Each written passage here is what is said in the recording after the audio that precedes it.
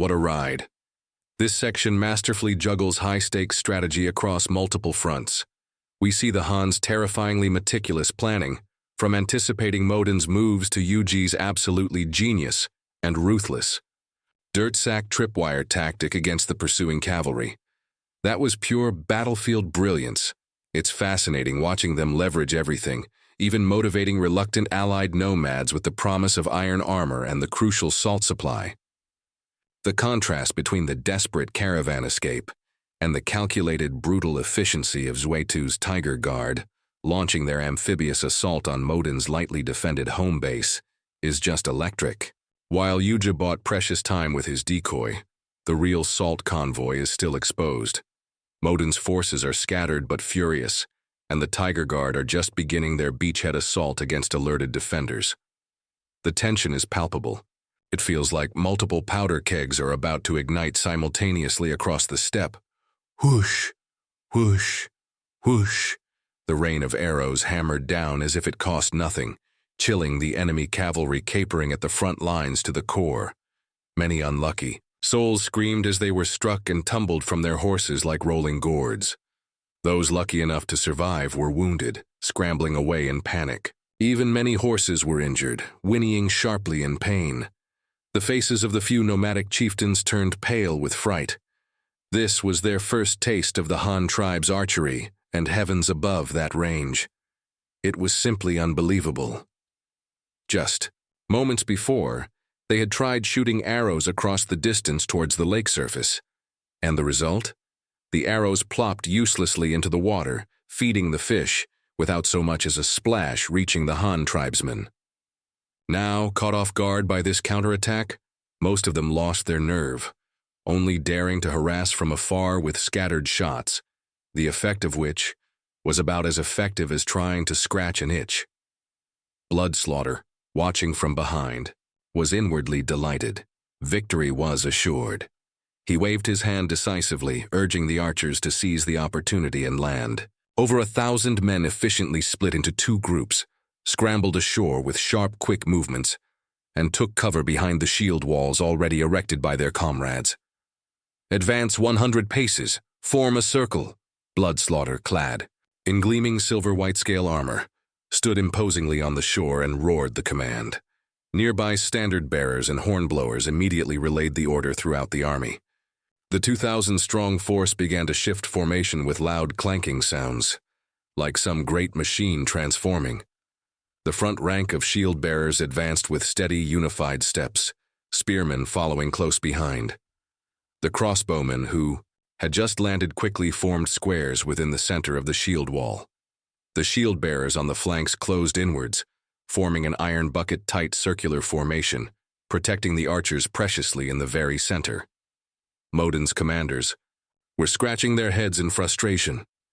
This Han tribe formation was like an Iron Tortoise, utterly impenetrable.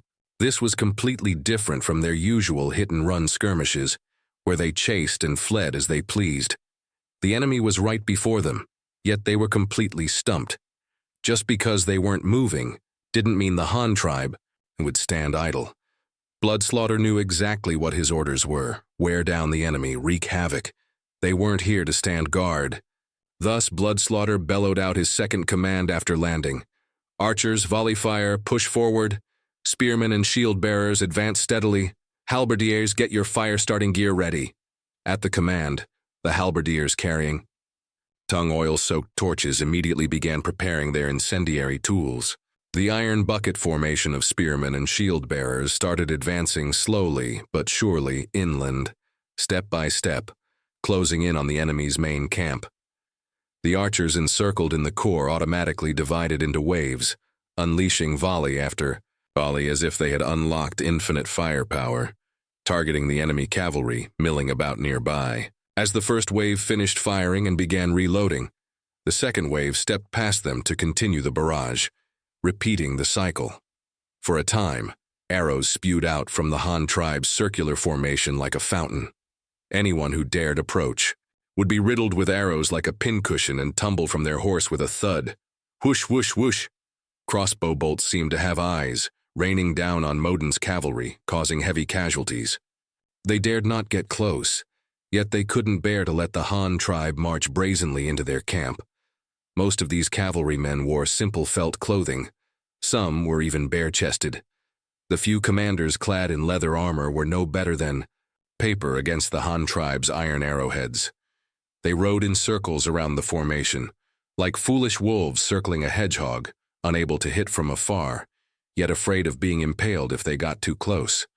They could only resort to arcing shots, themselves to buy time, but their wolf-fang arrows and bronze arrowheads merely clanged harmlessly off the Han tribe's large shields and iron armor. This battle was utterly one-sided, like fighting opponents from a lower dimension of warfare. Seeing the Han tribe draw ever closer to the encampment, some of the enemy couldn't take it anymore. Their family yurts were right behind them. Too late. To move now? Their bows useless, they resorted to their old standby, throwing javelins. Some tried their old tactic, charging from a distance, planning to throw at 30 meters. But things were different now. Before, the archers hadn't landed, and the spearmen and shield-bearers could only passively endure. Now, the archers in the center of the formation weren't just sitting ducks. The few brave javelin throwers had barely charged within 50 meters when the archers targeted them. Dozens of crossbow bolts flew with sharp whizzes, turning them and their horses into moving targets bristling with arrows. Horses struck by arrows bolted in panic, some even crashing headlong towards the circular formation, only to be skewered right through by the spearmen's 7.5-meter-long spears before they even touched the shield wall. When the circular formation had advanced to about 200 meters from the camp, the halberdiers inside had their equipment ready. Torches blazed fiercely, tung oil pots were cradled in their arms, and they began shouting their reports. Torches ready, tung oil in position, plenty of oiled felt strips. As the reports reached Bloodslaughter's ears, his spirits lifted. Looking at the white yurts not far off, he saw them like piles of military honors. He roared immediately, "Prepare fire arrows, aim for those yurts, release." "Yes, sir, prepare fire arrows." Halberdiers quickly used bamboo tongs to pick out wool felt strips soaked in tung oil, helping the archers efficiently wrap them around their crossbow bolts. Once a wave was ready, comrades beside them lit each one with torches. The archers locked onto the yurts within their range, eyes fixed, and pulled the triggers. Whoosh, whoosh, whoosh, whoosh. Streaks of bright fire dragons trailing black smoke howled towards the nomads' homes under the terrified and desperate gazes of countless tribespeople. The wool-felt yurts, instantly catching fire, fanned by the small breeze, turned into enormous fireballs within tens of seconds, painting the dimly lit dawn sky a murky red once more. Countless nomadic women and children screamed as they scrambled out of the burning yurts. Cries, shouts, and curses merged into a cauldron of chaos. Some nomadic warriors, seeing this scene, abandoned the fight, turned tail, and rushed back to their own yurts, throwing their wives and children onto horseback, then chonged towards the livestock pens to release their cattle and sheep. Their homes were gone. These animals were their last possessions. "Don't run, there aren't many of them. Charge and kill them." A minor chieftain yelled himself hoarse, but few listened. Some fled directly, others, fueled by rage, charged towards the Han formation. The chieftain, furious, drew his bow and shot down a deserter. Just as he was about to shout again, an arrow suddenly flew from nowhere, thudded into him, and he collapsed, dead. "Damn you. Charge yourself if you want to. Didn't you see they're all wearing iron armor? Our arrows can't pierce it. Go die yourself." Not far away, a nomad muttered curses after loosing the stray arrow. Taking advantage of the chaos, unnoticed, he turned his horse and galloped towards his home, planning to grab his wife, children, and livestock and flee quickly. Of course, there were fearless ones. Seeing the Han tribe wreak such wanton destruction, their eyes turned red.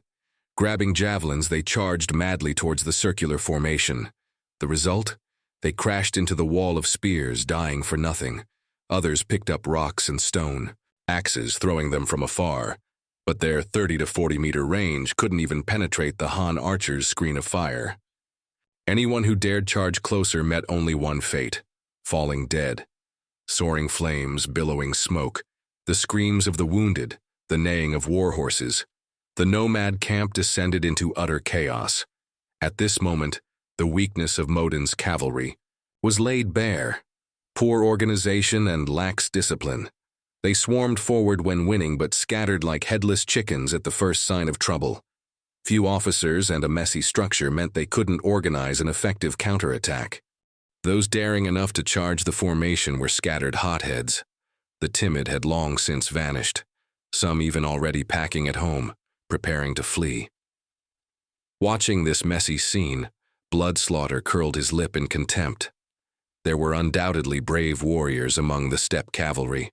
Those who charged the formation were all fierce individuals. If they could organize a massed charge, the Tiger Guard's relatively thin shield wall might not have held. But alas, they simply couldn't unite. These bravest warriors often charged, alone to their deaths, no different from suicide. This battle was effectively won, but seeing the nomads and livestock continuously escaping into the distance, Bloodslaughter grew anxious. This wasn't achieving the strategic objective. The chief wanted them cut down root and branch, not just driven off. But these nomads were like this: fight if they can win, flee if they can't, faster than rabbits when they ran. Bloodslaughter abandoned the steady advance. Making a swift decision, he roared, "Entire army, break formation. Each squad form a wuxing zhen, 5 elements formation. Find your own targets. Burn every yurt. Kill every enemy. Pursue. Don't let them escape. Thai."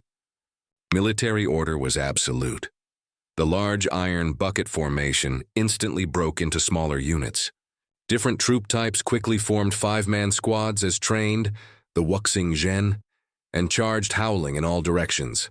The Han tribe's wuxing zhen was the essence of combined arms tactics.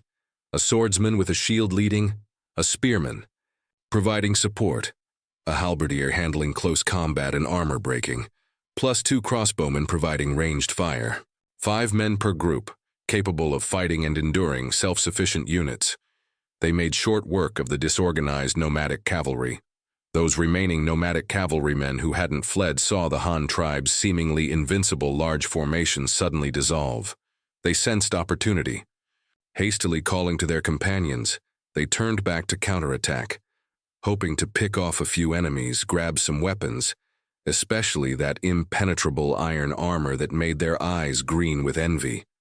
The thunder of hooves came from all directions, as some aggressive cavalrymen charged into the dispersed Tiger Guard formations, attacking the 5-man squads with a variety of weapons. However, the wolf-fang arrows they shot, even point-blank, merely pinged off the iron armor and bounced harmlessly away. Thrown stone axes and javelins were easily deflected by the agile shield-bearers. Before they could launch a second attack, the squad's 2 crossbowmen would each loose 2 bolts, swish-swish, instantly shooting the attackers off their horses. However, the battlefield was chaotic. With only 2 crossbowmen per squad, their fire coverage and suppressive power were far less than the large formations. Against the cavalry's mobility, the crossbow's accuracy also dropped significantly. The Tiger Guard's fight became somewhat deadlocked, until someone had a bright idea. In the squad led by Solid Shield, the 2 crossbowmen fired 4 bolts in succession, but failed to take down a cavalryman circling nearby. Solid Shield grew impatient, cursing, "Are you 2 idiots? If you can't hit the man, shoot his horse. Bring down the horse and we'll go chop him up," the 2 crossbowmen muttered under their breath. But those are good horses. Bringing them back to the tribe could plow so much more land. These men were used to hardship. Although life in the tribe had improved, with farming ensuring food, horses and cattle were still scarce resources. Every spring planting season, they had to queue up to rent draft animals from the collective. So, seeing horses made their eyes light up, thinking about capturing them to improve their lives. They were reluctant to shoot the animals, preferring to kill the riders. But this was war. Survival and killing the enemy came first. Though their hearts bled, they quickly shifted targets, aiming their powerful crossbows at the enemy horse's legs. A few bolts whizzed out. The horse let out a pained whinny and collapsed on the spot. The rider was thrown, dazed and confused. Looking up, he saw a squad of iron-armored brutes staring menacingly at him. He glanced at the javelin in his hand, barely taller than himself, then at the gleaming long spears and iron halberds in their hands. Terrified out of his wits, he dropped his weapon and ran for his life. Nomadic cavalry relied mainly on bows. Throwing hacking weapons like stone axes and javelins were less common, and many had been used up in the earlier chaotic fighting. Even if they had a stone spear, they wouldn't dare dismount to fight the Han spearmen and halberdiers on foot. That was pure suicide. The Han tribe's longer weapons held a decisive advantage in close-quarters combat. Solid Shield, having finally cornered this lone straggler, wasn't about to let him go. His shield bearers had been taking hits at the front since landing, while the archers and spearmen had done most of the work later. They were thoroughly frustrated. Whether it was heads or captives, it meant tangible military merit, promotions, and riches. With a roar, Solid Shield led his squad in pursuit. The unhorsed Nomad had injured his leg in the fall and limped badly, unable to run fast. Seeing the ironclad soldiers closing in, he flung his stone axe back in terror. It clanged loudly as Solid Shield knocked it far away with his thick wooden shield. A nearby spearman saw his chance, lunged forward with his 7.5-meter spear, and with a sickening squelch, ran the Nomad clean through. Pity didn't get him alive, Solid Shield muttered inwardly, but his actions were swift. He ran over, lopped off the head with a single stroke, hung it from his waist, and turned back to his squad mates, yelling, "Hurry up! Our squad only has 2 heads so far. We need 5 heads for everyone to get promoted a rank. Stop standing around. Let's find the next one." Solid Shield's shouting was actually due to the rules you had established. The Han tribe calculated military merit based on heads taken or captives secured. But in battle, there was always the fear of friendly troops fighting each other over spoils, which is why you set this rule. Merits were calculated by squad. Taking a few heads was straightforward enough. The tough, heavily armored infantry didn't suffer much disadvantage. But capturing prisoners alive wasn't a one-man job. Someone had to tie the captive while others stood guard. This necessitated teamwork, in smaller teams of 3 or larger groups of 7 or 8. The merit was credited to the entire squad. If the total number of heads and captives wasn't enough to be divided among the squad members, the tally was saved up with no immediate reward. But if the number exceeded the squad size, hey presto, the entire team got promoted. This method might have slightly favored the slower members of the team, but it greatly fostered unity. Squads were often formed ad hoc based on the battle situation, mixing different troop types. In a fight, you had to rely on your teammates. Otherwise, forget about merits. You might lose your life. After taking the unlucky cavalryman's head, Solid Shield led his men howling off to find more targets. The camp was a complete mess, teeming with small Han squads. They set fire to any yurt they saw and cut down any person they encountered. Only if the enemy actively knelt and surrendered, and the surroundings were safe, would they consider tying them up as captives. Otherwise, in a critical moment, no one would risk themselves for a prisoner. The scattered squads quickly cleared most of the camp. Red hand banners fluttered everywhere, yurts burned with crackling sounds, and thick smoke billowed. Nomads and livestock scrambled in terror, but were soon intercepted and cut down by Tiger Guard soldiers converging from all directions. The chief's order was clear: leave neither person nor livestock, cut them down root and branch.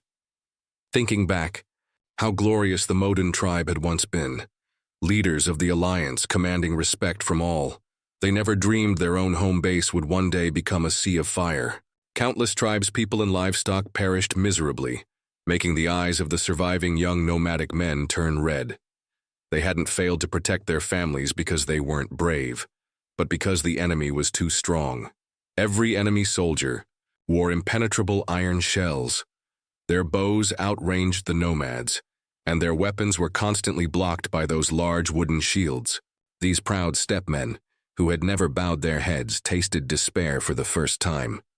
"I have an idea. Maybe we can take them down. Who's with me?"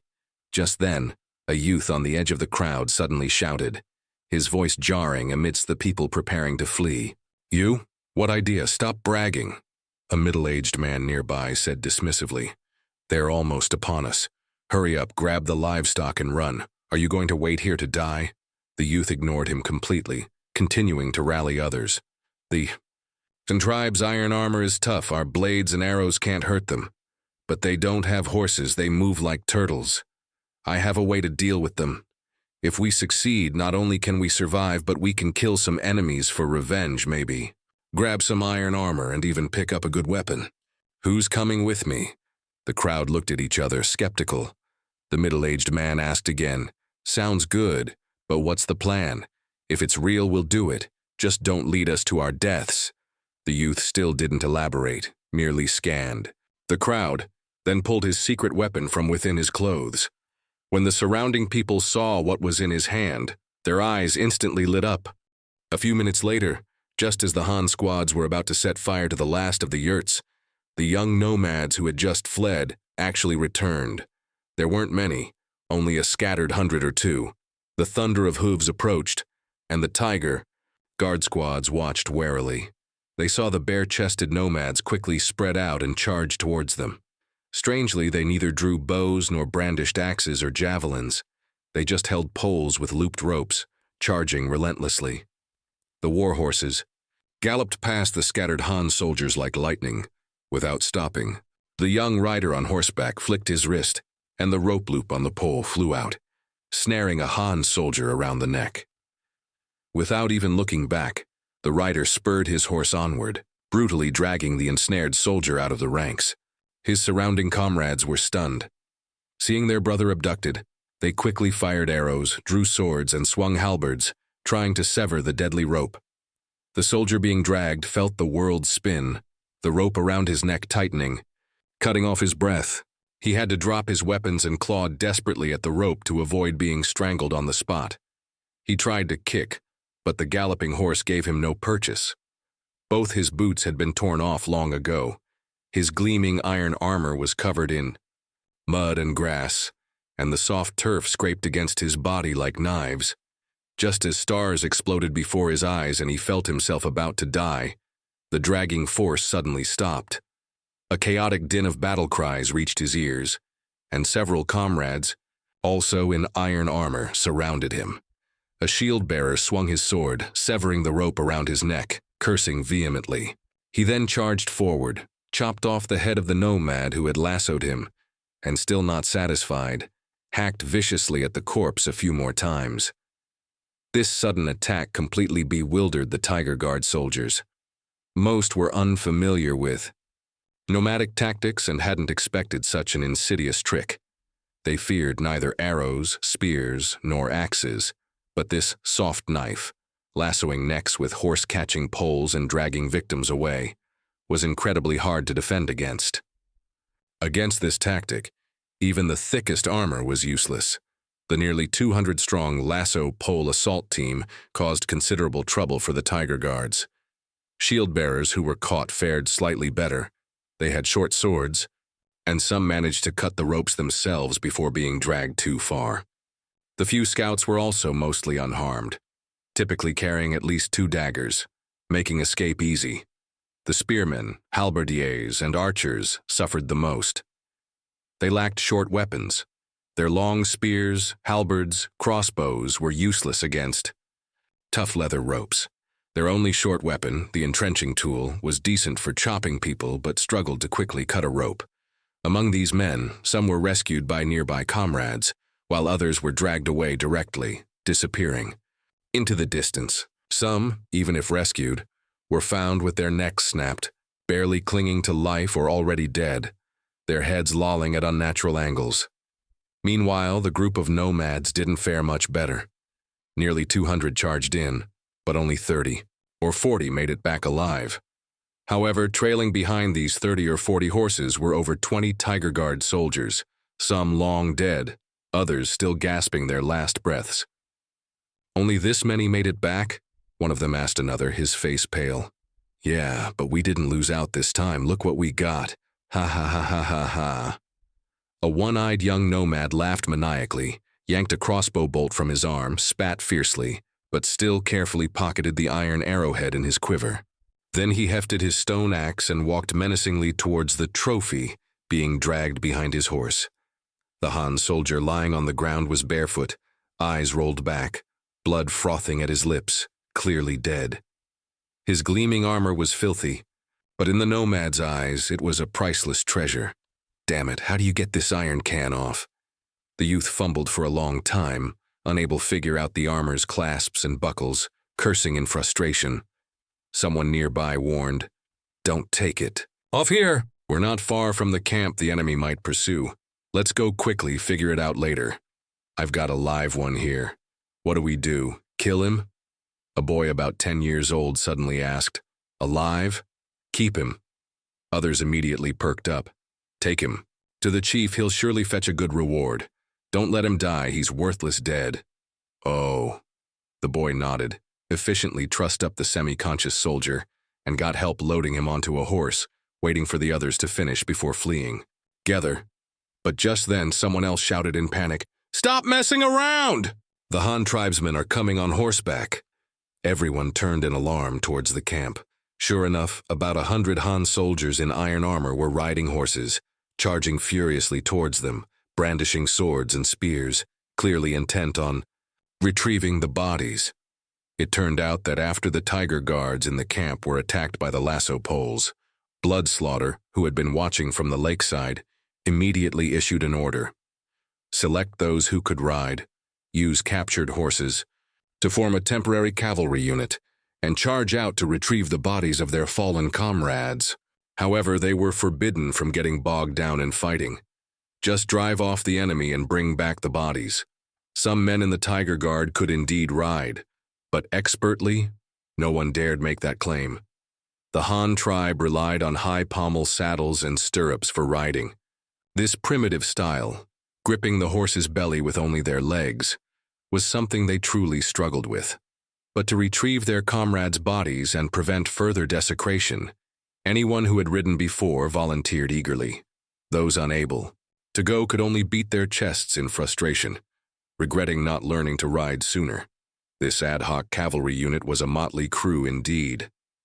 Most were scouts who, although usually dismounted, had basic riding training specifically to be able to ride back captured horses.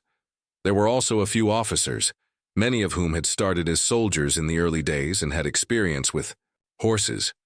The rest were a few technical specialists from the logistics department, blacksmiths who shoed horses, stable hands who fed them.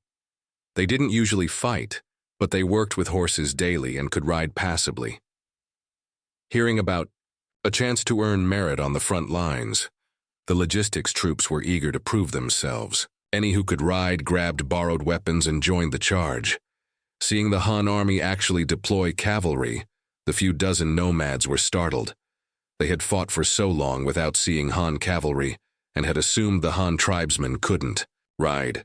That's why they hadn't fled far after lassoing the soldiers, thinking they were safe once out of bow range. They never expected the enemy to pursue them on their own horses. Caught off guard, the dozens of nomads quickly gathered their things, mounted, and fled. But some were reluctant to abandon the iron armor and clothing on the corpses, still dragging them behind their horses. This naturally slowed them down, and they were soon overtaken by the Han makeshift cavalry. Some were cut down on the spot. Others, unable to escape, quickly cut the ropes, returning the bodies.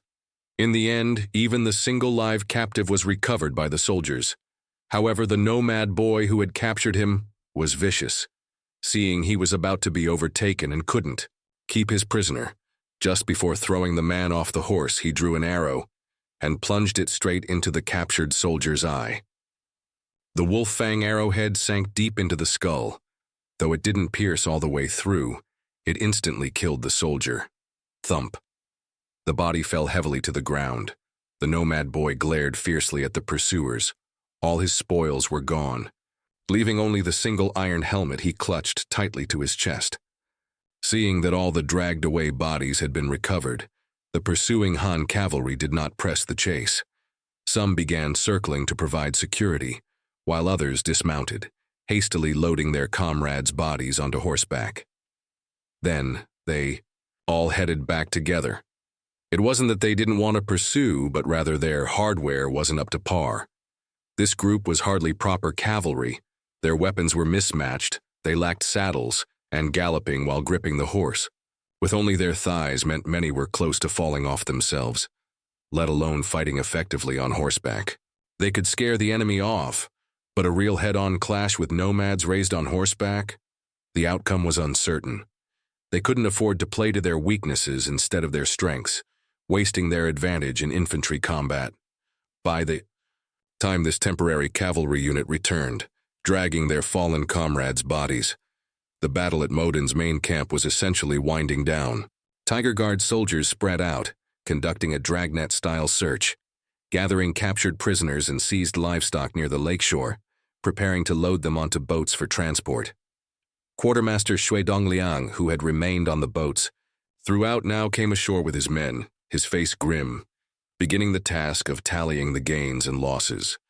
It was just dawn, likely around 7 in the morning, when this farcical battle finally subsided.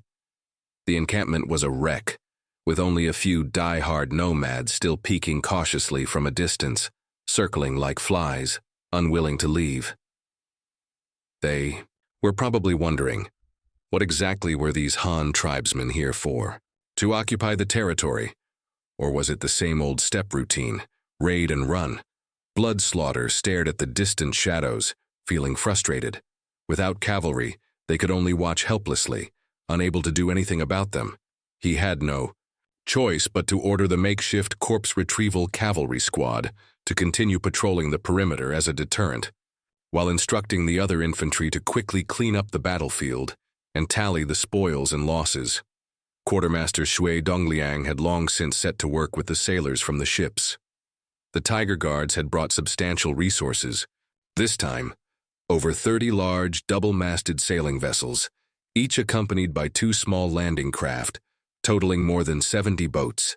Besides ferrying troops ashore, these small boats could be used creatively to build pontoon bridges.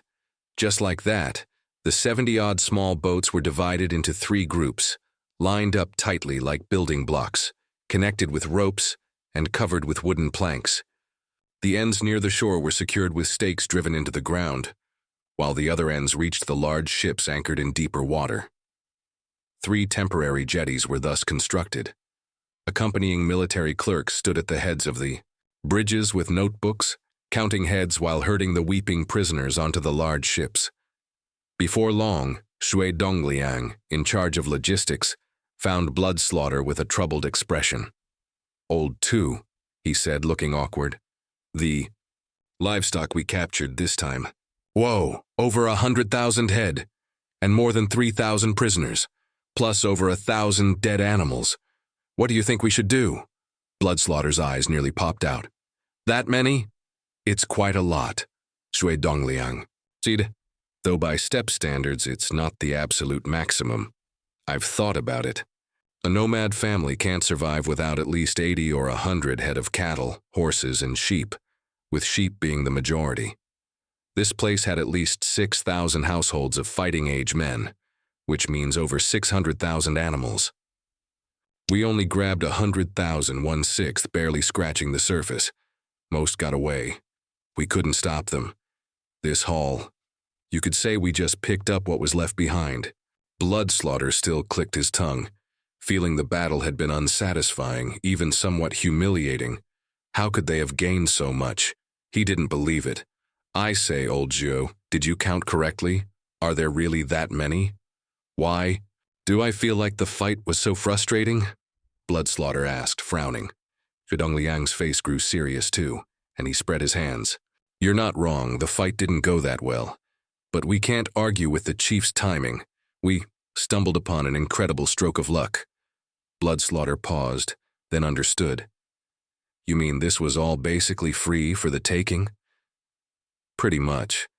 Zhu Dongliang nodded, explaining. "This is indeed Modun's main camp, but he himself isn't here. He took more than half the able-bodied men to raid our trade caravan, but the wives, children, and most of the livestock were left here. Think about it. During the fight earlier, families with men present immediately drove off their livestock. sent the women and children away first, and stayed behind briefly to resist before fleeing themselves. So those who didn't manage to escape in the end, who got cornered by us, were mostly from families whose men had gone with Modun. Those women, having to manage children, herd livestock, and try to pack belongings, were completely overwhelmed. How could they possibly escape? Weren't they just served up for us to capture? Same goes for the livestock. Most were unattended, waiting in their pens for us to receive them. The enemy fled too hastily, unable even to look after their own families, let alone anyone else's. Even so, they managed to get quite few away. You have to understand, fewer than half the men were left guarding this camp. Logically, with over 600,000 head of livestock, we should have intercepted at least half, right? But what did we get? Just over 100,000, far from it. After hearing this, Bloodslaughter nodded. Understanding dawned.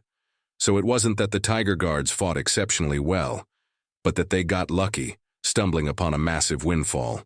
He then asked, "What about casualties? How many did we lose this time?" Casualties, nearly 300 men. Shui Dongliang flipped open the small notebook in his hand, his tone heavy. Bloodslaughter was shocked again. That many? Yes. As of now, 289 casualties. 43 killed in action, 29 severely wounded, the rest lightly wounded. Shui Dongliang finished reading and looked up, glancing at the still smoking battlefield. And this number might still increase. Still increase? Bloodslaughter started to get angry. The enemy has all fled. How can it still increase? Also, our armor is so good, how did so many still get injured? Shui Dongliang gave a wry smile, patted the notebook in his hand, and passed it to Bloodslaughter. See for yourself. Bloodslaughter took the notebook suspiciously and opened it. The casualty list was clearly recorded. Over 20 men dragged to death by the enemy's lasso poles, their units and names clearly written. He knew about this. It was within acceptable limits. But as he read further down, Bloodslaughter's anger flared. Soldier so-and-so from such-and-such squad, gored to death by cattle while capturing them. Soldier so-and-so, kicked in the head by a horse, killed instantly. And these weren't isolated incidents. There were over 10 such cases in total. It made Bloodslaughter's head ache. The records of light injuries that followed were even more absurd. Apart from a few wounded in combat, the majority of light injuries were listed as bites? What's this about bites? Bloodslaughter slapped the notebook, demanding, "Don't tell me they were bitten by those nomad women." Shui Dongliang shook his head helplessly. They wouldn't have the strength, but their sheepdogs do. Sheepdogs? Bloodslaughter was utterly stunned. Yes, Shui Dongliang explained. When we were rounding up livestock and capturing prisoners, many soldiers were bitten by the nomads' dogs. Our armor is good, but there are gaps around the lower legs and elbows. Those dogs bite specifically in those areas. Most wounds are on the limbs. I checked earlier, over 100 men have already been bitten, and I expect more. Every nomad family keeps dogs, often more than one, so there are tons of them. These animals don't understand human language and are fiercely protective of their masters. Normally they help herd livestock, but now that we're receiving the animals, we've become their targets. Bloodslaughter listened, silent for a long moment, just grinding his teeth quietly. What the hell kind of mess was this, Jock? Dongliang continued. So that's the situation. I came to find you to discuss what to do with all these spoils and the wounded. What to do? Bloodslaughter's head throbbed too. Leaving aside everything else, just the 100,000 head of living, breathing livestock was a massive problem. He paced back and forth a few times, then suddenly asked, "Did you say earlier that large livestock like cattle and horses only make up 20 to 30%? Shui Dongliang nodded. That's right. Over 20,000 cattle and horses, the remaining 80,000 are all sheep. Cattle and horses are important, but we can't just abandon over 80,000 sheep, can we? That's no small number. Blood. Slaughter frowned deeply, stroking his chin in thought. After a moment, he had an idea. My suggestion is we keep all the livestock. It would be too wasteful to kill and dump so many cattle, horses, and sheep into the lake. How about this? He continued. Don't rush to load the prisoners onto the ships yet.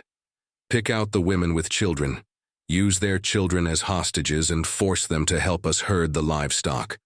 The ships will primarily transport the wounded, our fallen brothers, and the carcasses of the dead animals. The remaining uninjured infantry will escort these women and the livestock overland back to our base. What do you think? Shui Dongliang thought for a moment and nodded. That's a good plan. I have no objections. However, if we aren't leaving immediately by boat, we must quickly write a letter to inform the chief, so we don't delay his grand plan. Naturally. Hearing the word right, Bloodslaughter quickly waved his hands dismissively. But this letter, you should write it. I'll just sign and stamp it at the end. All right, I'll write it, Shui Dongliang agreed resignedly. Then you arrange the rest. It's almost summer now, hot during the day. Those dead horses and dogs, if we want them, need to be processed quickly. Keep some for rations. Load the rest onto the ships promptly, and bury any we really can't take right here. Want them? How could we not want them? Hearing talk of discarding meat, Bloodslaughter immediately became agitated. Having lived through hard times, old habits died hard. His eyes practically turned green with possessiveness. That's meat. Our soldiers usually can't even dream of eating it. Throw away meat that's fallen right into our laps? Not a chance. Orders were quickly relayed, and the entire Tiger Guard became busy once more. Prisoners and livestock were gathered by the lakeshore. Shui Dongliang was responsible for registering the captives, picking out the women with children. The children were kept under guard by soldiers, ready to be loaded onto the ships. The women wept, but faced with the fierce-looking soldiers, they didn't dare utter a peep. Any who had resisted were already corpses from when they were captured. Threatened with their children, forced to tend their own and others' livestock, they could only comply. The thousands of yurts in the encampment had been reduced to ashes. Livestock had either fled or been captured, and the prisoners had been sorted. Among the more than 3,000 captives, the majority were women and children. Only 500 or 600 surrendered men, mostly old, weak, sick, or disabled. The truly able-bodied young men had either died fighting or had long since vanished. Very few were captured.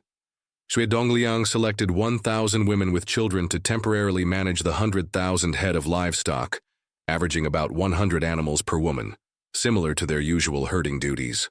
The Bloodslaughter assigned one archer to watch each woman, providing one-on-one surveillance. With the cooperation of these women, the surviving sheepdogs also became much more docile.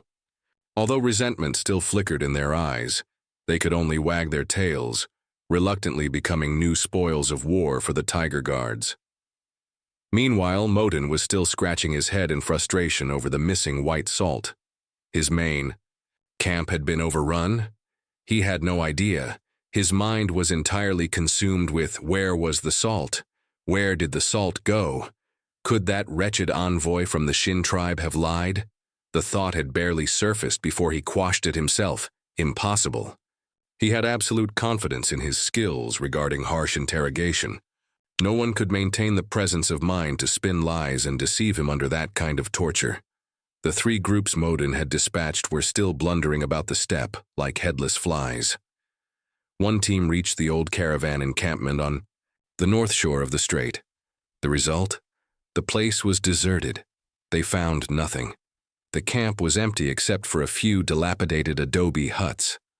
Over 1,000 nomads rushed in and turned the place upside down, even sending someone down the well in the courtyard to feel around, but still came up empty-handed. The leader exploded with anger on the spot, ordered the camp burned to the ground, the houses demolished, and everything smashed to pieces before leaving, cursing vehemently. Another team, tasked with searching for the wagons along the route, also found no trace of salt. Unwilling to give up, they continued searching everywhere. They even harassed the small tribes who had bought a few dilapidated wagons from the Han tribe, forcing their way in to search and conveniently confiscating the meager private salt reserves those tribes possessed. Over several days they stirred, considerable trouble, clashing with several small tribes. Little did they know that Zhen and Gesang, the ones actually transporting the salt, hadn't used wagons at all. All the white salt was being carried pack by pack on oxen and horses. Just as the Tiger Guards were setting Modun's main camp ablaze, Zhen and Gesang were already nearing the Han tribe's new city by the lake. As for the final group of cavalry pursuing the trade caravan, they had spent the last few days engaged in a pointless steppe marathon with Yuji. Yuji's caravan was equipped entirely like light cavalry. Even the wagons were empty. 4 horses pulled each empty wagon, allowing them to travel at high speed, not much slower than single riders, just less agile when turning, requiring guards alongside to assist. By the afternoon of the 3rd day of pursuit, Modun's men trailing behind were nearing collapse. "Brother Arslan, are we still chasing?" asked a small young man on a black horse, his voice weak, addressing the leader Arslan. "If we keep running like this, the horses will die of exhaustion. Those people ahead have nothing in their wagons. There's no benefit even if we catch them." Arslan, Modun's cousin and nearly 30 years old, was a minor chieftain in charge of this pursuit. "Bagan, these are the chief's orders. Are you thinking of disobeying?" Arslan snapped back irritably. The young man called Bagan quickly shook, his head patting his horse beneath him distressedly, and continued trying to persuade him. "Brother, that's not what I mean. I just feel that dragging this out endlessly is pointless, not worth the cost. It doesn't fit our steppe way of life. Wolves on the steppe can track prey for half a month. Only sheepdogs guarding the yurts circle around the tents," Arslan retorted, stubbornly. "But, no buts," Arslan cut him off. "We must catch them today. Any further and we'll be too close to the Han tribe's main base. I hear there are several thousand Han troops there. We definitely can't beat them. We must finish them off before they get back." Bagan sighed, knowing he couldn't change Arslan's mind. He had no choice but to urge his horse back to his own companions, calling for everyone to push harder. Since they couldn't avoid it, they might as well fight and get it over with. Fortunately, it would only be another day or two. The 2 groups continued their chase, one pursuing, the other fleeing, until evening. Just as Yuji was about to order a halt for rest, suddenly a field of red banners appeared on the horizon ahead. The caravan members instantly grew excited. Across the entire steppe, only the Han tribe could muster flags like these. "Our cavalry? It must be the chief sending reinforcements to meet us, all personnel." Seeing reinforcements, Yuji immediately felt emboldened. "Hold off on resting. Stay alert, prepare to rendezvous. We might have to fight those bastards behind us soon. Damn it, they've chased me for days. Think they can just leave? No way. Being chased like this is too humiliating for our Han tribe." With reinforcements, their numbers were no longer inferior to the nomads behind them, and their weapons and armor were vastly superior. There was no need to be timid. After riding a little further, Bagan, at the very front of the pursuing group, was dumbfounded. The Han caravan ahead had actually stopped running. They halted, began to rest, and adopted a posture suggesting they were ready for a decisive battle. His heart skipped a beat. Had they reached Han territory? He quickly scanned the surroundings. Sure enough, on the eastern horizon, a troop of cavalry was thundering towards them, holding bright red banners high. Han reinforcements had arrived. Bagan turned pale with fright, hastily wheeled his horse around and charged back to report to Arslan. "Brother Arslan, bad news. Han reinforcements are here. Retreat quickly. Any later and it'll be too late," Bagan shouted as he rode. Arslan frowned, initially thinking Bagan was making excuses again to avoid the chase. He was about to curse him when he saw about 100 cavalrymen following Bagan, looking as if they intended to charge his force of nearly 2,000 with just that handful. Arslan recognized these men. They were the caravan guards they had been chasing for days. What was going on? Were there really reinforcements? Were these men trying to delay, to tie them down? Sure enough, in the blink of an eye, following the direction of the setting sun, Arslan also saw a large swath of red flags rapidly approaching. His heart jumped too. Reinforcements for real. Without much thought or hesitation, Arslan quickly calculated the situation and immediately ordered a retreat.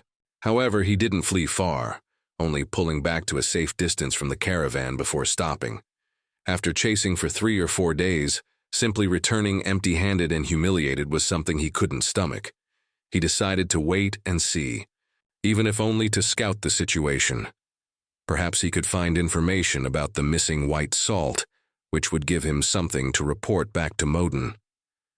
Meanwhile, the advance unit of the Han tribe's cavalry regiment, composed of Tiger Guard and Thousand Ox Guard cavalrymen, quickly linked up with Yuji. Leading them were Ling Feng and Wu Yun, who were originally caravan guards previously sent out by Yuji to contact smaller tribes and were now returning with reinforcements. They exchanged signals and confirmed. Identities. Ling Feng, you arrived just in time. Yuji was filled with heroic spirit upon seeing his old subordinates arrive with backup. Those bastards saw you coming and wanted to run. After chasing us for days, they think they can just leave? Not so easy. Form up quickly, charge with me, and let's finish them off. He was about to lead the charge but was pulled back by Ling Feng. Captain, Ling Feng advised, the chief's orders are to escort the caravan and goods back immediately upon rendezvous, avoiding combat as much as possible. Most of the reinforcements this time are newly recruited steppe nomads who haven't been properly trained. They're fine for making a show of force, but we won't gain much advantage in a real fight. I think we should leave first. As Ling Feng spoke, he glanced towards the caravan's wagons, noticing they were empty, lacking the white salt the chief had ordered them to retrieve. He was momentarily stunned. Yuji slapped his forehead helplessly, cursing himself for being young and hot-headed, wanting revenge after being chased for days.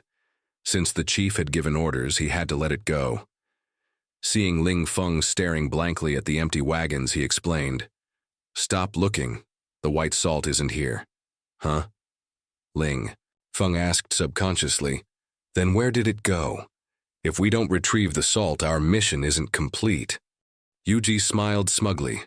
Knowing we were going to be robbed, would I be foolish enough to transport the salt in the wagons? We did load some sacks initially, but they were filled with dirt. The real white salt was secretly transported away by another group much earlier. Seeing Ling Feng still looking confused, Yuji continued, "Didn't I send you guys out to recruit smaller tribes? The ones helping us transport the salt are also a small tribe that just joined us, led by a man named Gasang. I've met him. He seems honest and genuinely wants to join us. To confuse Modun's men, I had them leave earlier with the white salt via a different route. I received news just this morning that they aren't far from us." "Oh, so that's how it is." Ling Feng finally understood. "So what do we do now? Do we go find them or wait here? We have to see the salt before we can go back, right?" "Of course."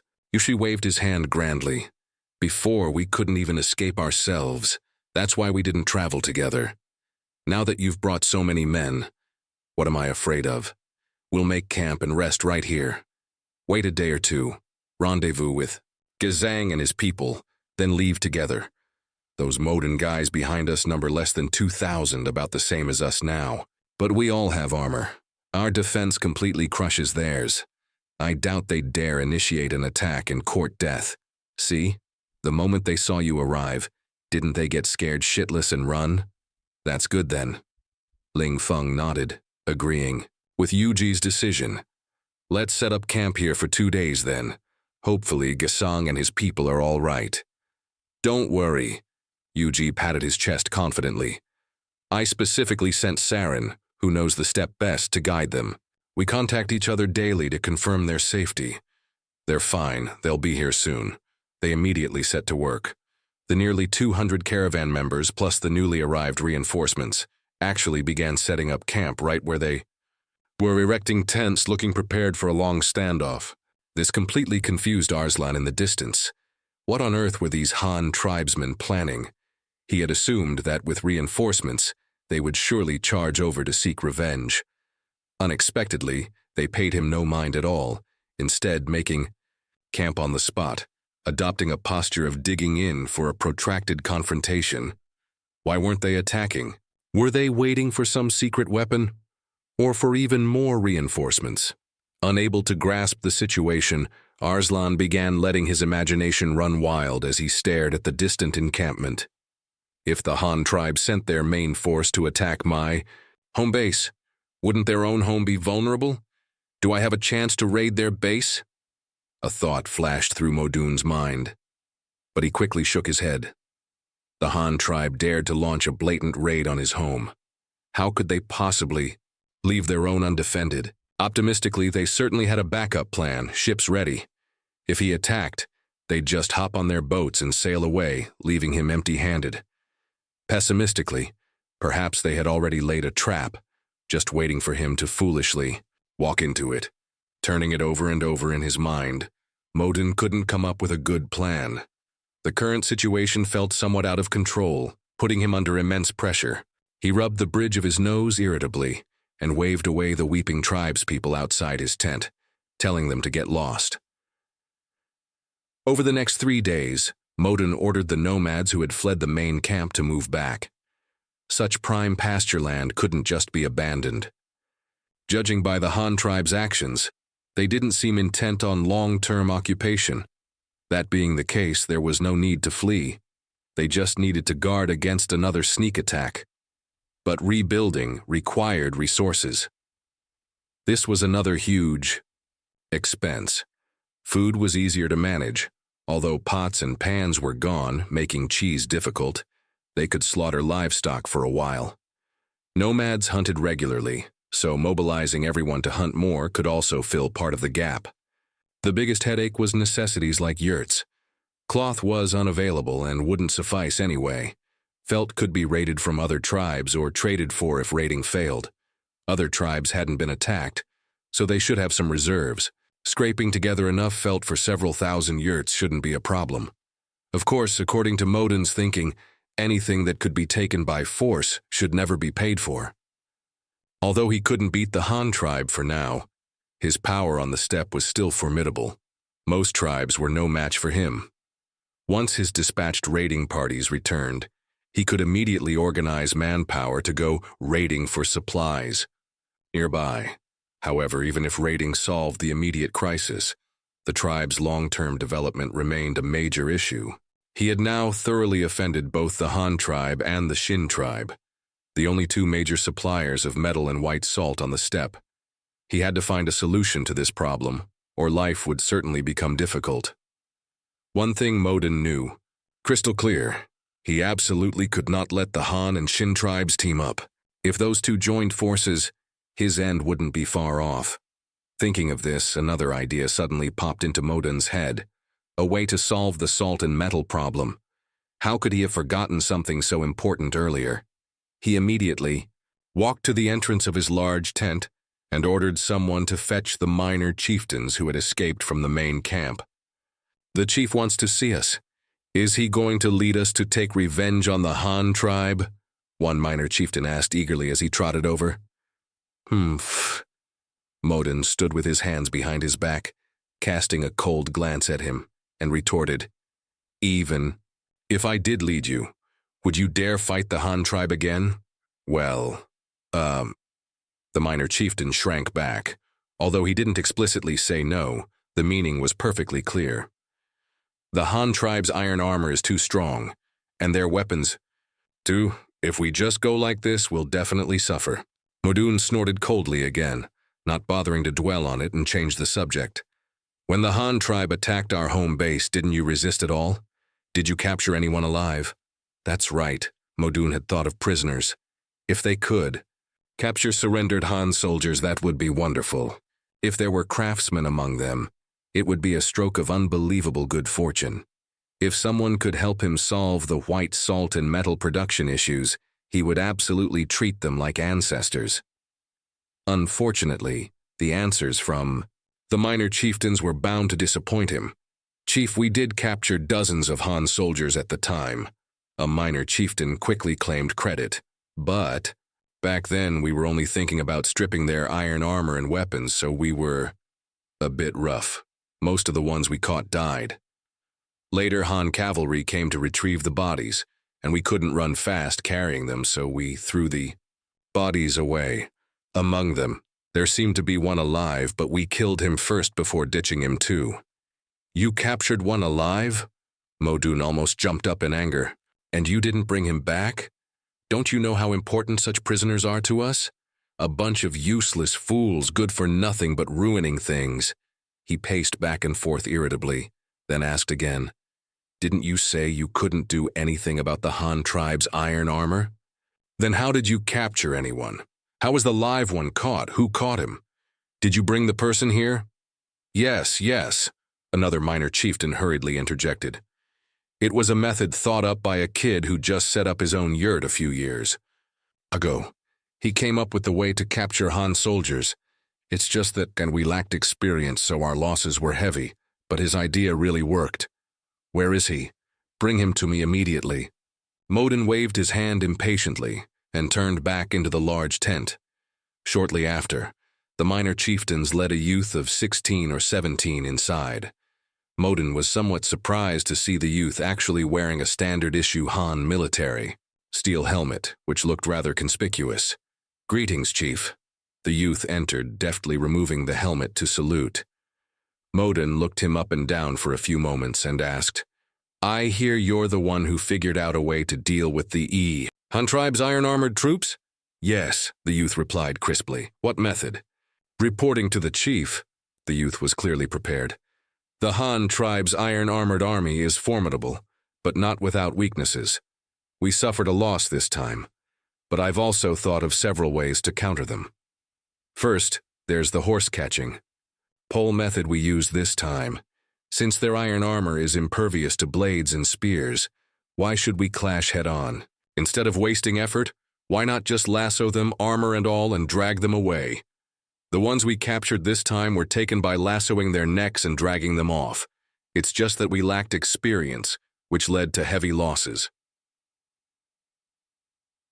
Listening to the youth's analysis, Modun's eyes lit up.